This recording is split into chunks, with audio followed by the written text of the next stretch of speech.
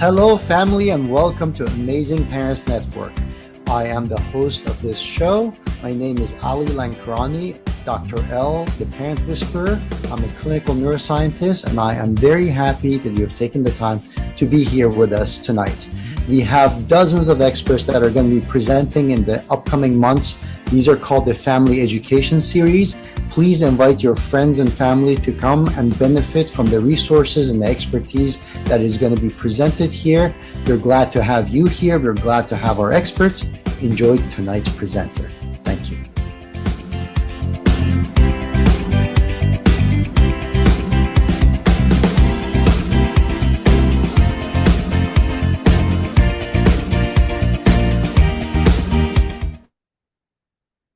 Aloha again, beloved friends and family. I so love welcoming you with aloha, bursting with blessings of truth, humbleness, and divine love, light, and breath. If we haven't met before, my name's Timothy. Welcome to the 10th episode of Raising Brilliant, Healthy, and Happy Children, from womb to independence, where we're unlocking potential, nurturing bodies, minds, hearts, and souls, and shaping futures. Whether you're an expecting parent, currently parenting, a children's educator or caretaker in any way, or have adult children, you'll discover something in this 12-episode series that will help you live a more creative, joyful, and empowered life than you've ever imagined. Even if you've never been or ever plan on being a parent, your inner child will delight in and thank you repeatedly for joining me and 12 very special family and childhood experts, providing you support, insight, and community to help you live your full potential. And I'm so delighted that with us now to help us soar into our full potentials is Barbara Menino. Barbara says parenting is the greatest of life's passages, and our children are our greatest gifts. Raising children in a house full of rich stories enables them to learn life lessons without the I told you so's and develop in a natural way the self-certainty that enables them to lead fulfilling and productive lives. As a writer and speaker, Barbara helps individuals and companies build their personal and business brands through the power of words, story, and expression. As a journalist, she has written for the global financial and mainstream press and held senior editorial positions in Fortune 500 corporations. She's mom to son Keith and daughter Meredith, and a grandmom to 11-year-old Clementine.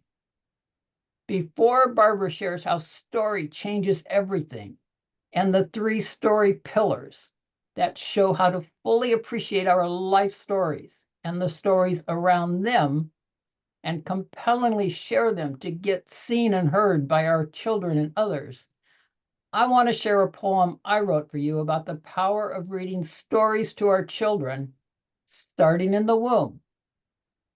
And having penned over 225 fairy tales, more than anyone ever, consider what you're hearing. Teach I can't to pen fairy tales true, but spark your true genius, they do. Read, read, read, fairy tales of the heart, spark your child's creative genius. Womb reading, baby listening, language recognizing, bonding building. Heart beating, world sensing, talents forming, neural paths laying, millions per second. Bedtime tale, baby falls fast asleep. Keep reading, synapses strengthening. Ears listen, imagination soars. Story time, a skyrocket to success. Mind's eye sees what true heart imagines. Fairy tales spring to life, enriching yours. Story time, fairy tales of the heart, reveal inner child wonders, original magic. Blissberries, fairy tales of the heart, wisdom, love, and fun for all ages. Rhymes and prose, Fairy tales of the heart, your child's playful passport to brilliance. Rhymes and prose, fairy tales of the heart, every child's foundation for success. Wisdom, love, fairy tales of the heart, fantasy, sensibility. Read, read, read, fairy tales of the heart, spark your child's creative genius. Now, to spark your creative genius with all my heart, welcome Barbara. And Barbara, I can't wait to hear more about your 3 story pillars.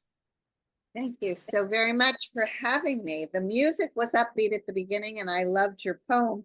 I wrote down a couple of the outcomes that you feel that children from womb on derive from the story. And I have to agree with all of them.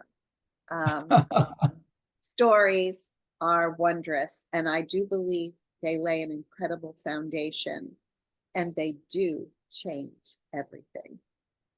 Yes, they do. I'm gonna have to weave those 3 pillars of yours into a poem like that too. Well, I would absolutely be delighted. I think one of the crucial and important concepts of story is that a story, to be a story, always comes with a lesson. And a lesson is never really as impactful unless it's attached to a story. So as parents, what do we want to do? We want to teach our kids stuff, to be good people, to be productive people, to be curious people, to be grateful people. And instead of going, do this, when you tell stories, the learning sticks. Yeah, it's built within the story so the children can identify with the characters in the story, and they don't feel like you're saying it's like they're not being pointed at. They're open and Absolutely. receptive.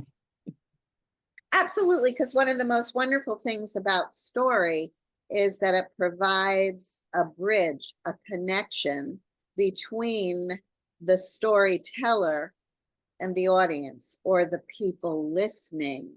And done right, a story created properly and shared compellingly just draws people in. It's effortless. Done right, the storyteller shares the story, and I say shares instead of tell because story is an exercise in show, don't tell. And so done naturally, the lesson learning is effortless. And again, that is why the learning sticks. Oh, I like that. You're not telling a story, you're showing a story. You really are And showing. you are. Yeah, story. you're actually showing a movie. They're creating a movie in their head of what they're listening to.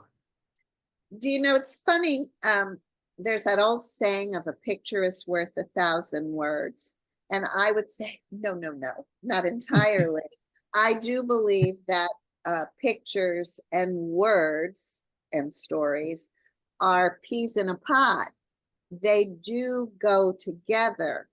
But the words presented properly and thoughtfully, underscore thoughtfully, show as much as the picture. So they accentuate the picture, and in turn, the picture, the image deepens the words. It's a wonderful, wonderful marriage. And just think of the first books that we read and share with our kids. They're those picture books that have few words, but wonderful imagery. And again, few words is really compelling because when you choose your words carefully and you use an economy of language, the words really have a pop. They really have impact. And again, I keep repeating this phrase, the learning sticks.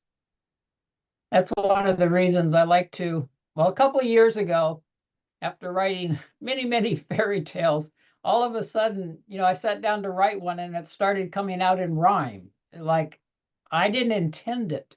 It just started happening. And ever since then, most of what I write comes out in rhyme. And I find that that's one way that things really stick with children because they like rhyme. They like something that's flowing like that. And even that poem that I read at the beginning, though it doesn't rhyme, it's written using Tesla's 369 code, which is in harmony with the universe, which has 3 syllables in the first line, 6 syllables in the second line, and 9 syllables in the third line. And so as I'm writing those and as people listening to those, we're actually together being harmonized in the universal harmony without even thinking about it. It's actually such a wonderful thing, the harmony of the universe.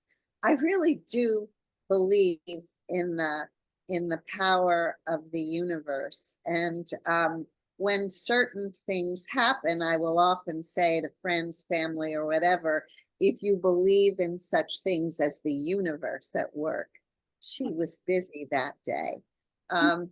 There is incredible power in the universe, especially when there's synchronicity, right? And it's lovely for kids to know that, because that's not a false tale. It's a story of hope, that there is something beyond the everyday, the here and now. There is some greater spiritual power.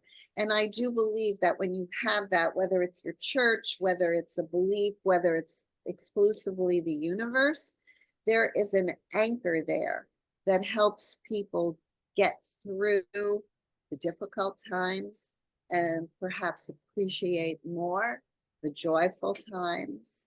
There's a gratitude, which is a very important emotion to teach our kids and for all of us to have as we operate day to day in this very crazy world.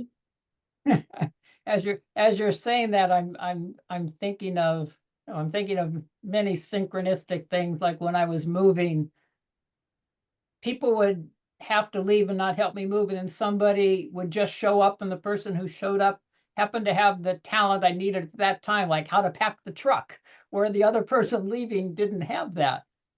And I'm thinking there's also a synchronicity happening when we don't even know it's a synchronicity. For instance, have you ever found yourself like noticing something and you don't know why you're noticing it? And then Yes, days later or weeks later, it's like that happened to be the puzzle piece you needed later. absolutely. You know, when my husband was in his own business, he would come home many a time and say, "You're not going to believe this, but we were just talking about so and so the other day, or I was just thinking of that person, and that person came in today." It's almost as if, right, there's a magnetic force, and almost as if nothing is by accident. At the same time, when my husband said, "You're not going to believe this," there was an element of serendipity. And serendipity is a wonderful part of story sharing. And serendipity brings such delight. It's just like, you said a few days down the road, you realize the gift that something was a few days previously that you didn't even fully absorb when that gift was happening. That's serendipity, and it's so wonderful. And I do believe it gives us the good energy to keep us keeping on. And that's attitudinal stuff that we role model for our kids. You're not telling them, you have to feel this way, but they can see the benefits you derive from behaving in a certain way, having feelings and attitudes that are represented in a certain way, and they Mm. just take that in, right? It's Little just quite sponges. lovely. Yeah, little sponges.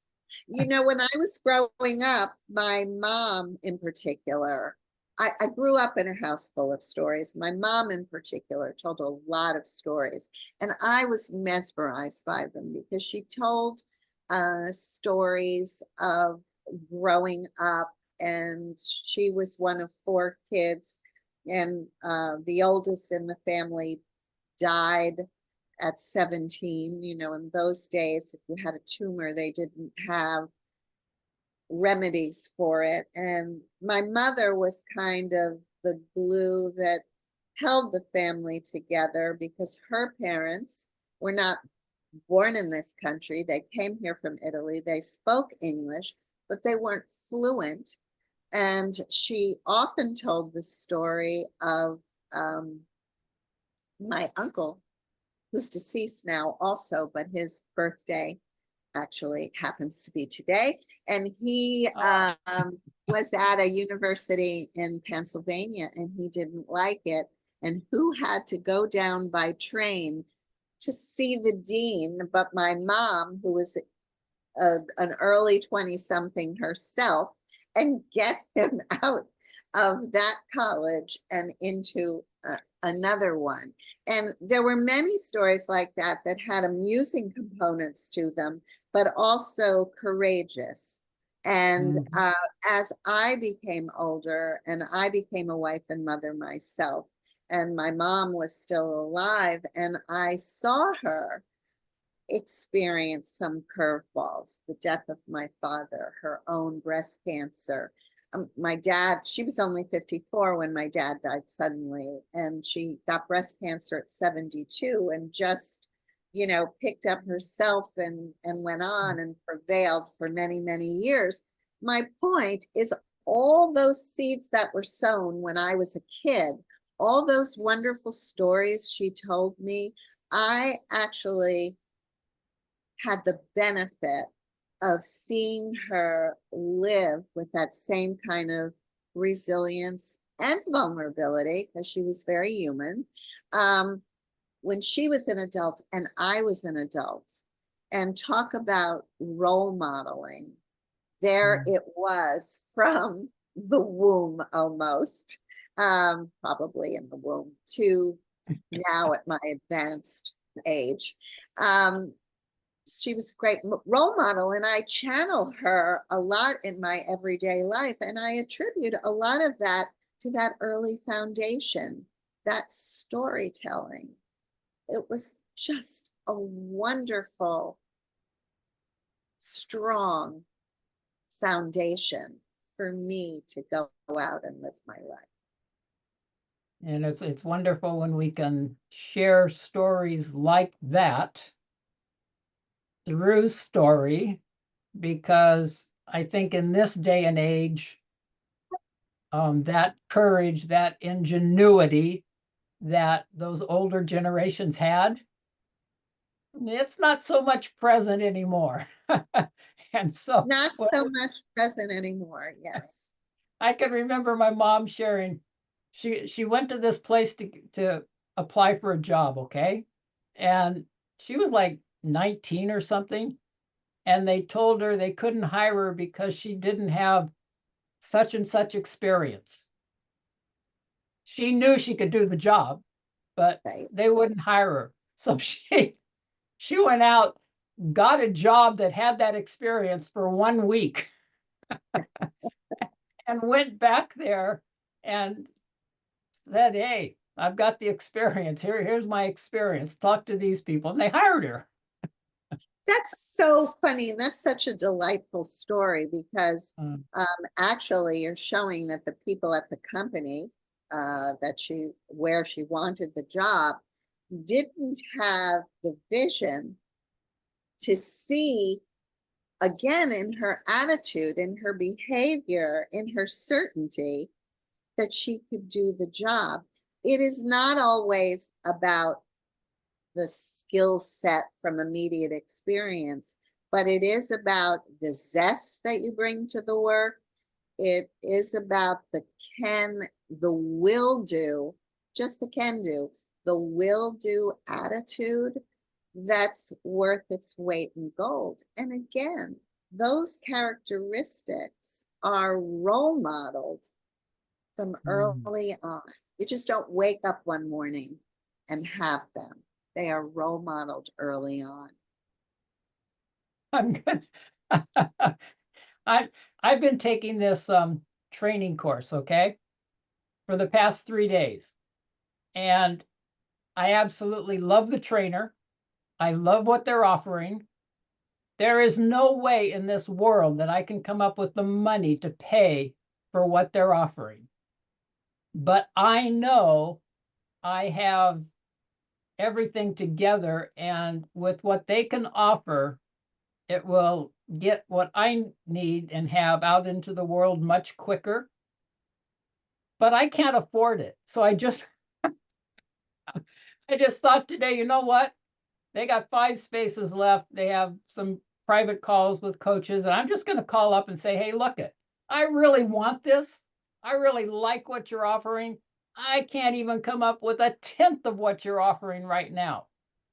But since you're offering a complete package with guaranteed sales, I know I can generate those sales and pay you even more than what you're asking if you want. So I'm going to see if these people actually see what you just said and see the desire and the gift and say, oh yeah, we can work with this person. We don't need all that money up front. So I'm going to find out myself sometime. Well, I want to report back on that. That makes I a will. difference. And with your $1 million smile, that alone should convince them of your certainty and your ability to ultimately get those sales that will give them the money they need Oh, to thank you, treat Barbara. Hey, thank you very much. It's all You know, about the smile. The smiles are important too. And you know, you mentioned my 3 pillars and of story. And just to talk about them ever so briefly, they are the 3 C's. They are curiosity, clarity, and captivation. And even though the curiosity is really step 1, I always like to talk about clarity first, because that is a much more obvious thing to describe. But in storytelling, the clarity is about reverse engineering and back to the lessons, figuring out what is the takeaway you want your listeners to receive. So once you figure that out, that's your lesson, you create a story that includes only those salient points that goes from A to B to C, that gets you logically and in an uncluttered way to that lesson or takeaway. You don't bog it down with, and this happened, and this happened, and this happened. As a matter of fact, when you do that, you lose that connection. People can't relate to that because it becomes your story. It becomes a me story, not a you story. But when you include only the salient points, people begin to take on the story as if it's their own.